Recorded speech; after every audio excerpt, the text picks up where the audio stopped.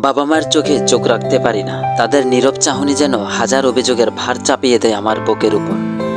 কত আশা করেছে, কত স্বপ্ন দেখেছে আমাকে নিয়ে। আজ আমি তাদের সব স্বপ্নকে ম্লান করে দিয়েছি। নিজের কাছে নিজে ছোট হয়ে যাই। মনে হয় আমি হাজারো ব্যর্থতার প্রতিচ্ছবি। বন্ধুদের সাথেও এখন আর মিশতে ভালো লাগে না। ওরা যে যার মতো এগিয়ে যাচ্ছে, প্রতিষ্ঠিত হচ্ছে। তাদের সাফল্যের গল্প শুনতে শুনতে নিজের অক্ষমতা আরও প্রকট হয়ে ওঠে। নিজেকে গুটিয়ে ফেলি, একা হয়ে যাই। এই একাকিত্ব যেন এক গভীর কূপ, যার অতল গহ্বরে কেবলই হতাশার ছায়া। ভবিষ্যৎ, সে শব্দটাই এখন অর্থহীন লাগে। কোথায় যাব, কি করব, কিছুই জানি না।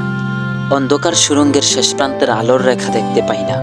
শুধু একটা অনিশ্চিত পথ, যেখানে দিশেহারা হয়ে হেঁটে চলছি। দম বন্ধ লাগে এই পরিবেশ। শিক্ষিত বেকারের জীবনটা যেন এক অন্তহীন প্রতীক্ষা, এক নিরন্তর সংগ্রাম, যেখানে একমাত্র সঙ্গী কেবল দীর্ঘশ্বাস।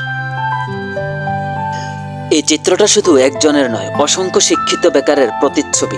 সমাজ হিসাবে, রাষ্ট্র হিসাবে আমাদের কি কোনো দায় নেই? আসুন এই অদৃশ্য যন্ত্রণার দিকে আমরা চোখ ফেরাই, আলোচনা করি এবং এই অবস্থা পরিবর্তনে সবাই মিলে অংশ নেই। কারণ এদের মেধা জাতির সম্পদ। দুর্দান্ত সব তথ্যবহুল কন্টেন্ট পেতে আমাদের সাথে যুক্ত থাকুন এবং আমাদের ফেসবুক পেজটি ফলো করতে পারেন, যেখানে পাবেন সকল ইনফরমেটিভ ভিডিও, যা আপনার প্রিয়জনদের সাথে শেয়ার করতে পারেন। ছড়িয়ে দিন জ্ঞানের আলো।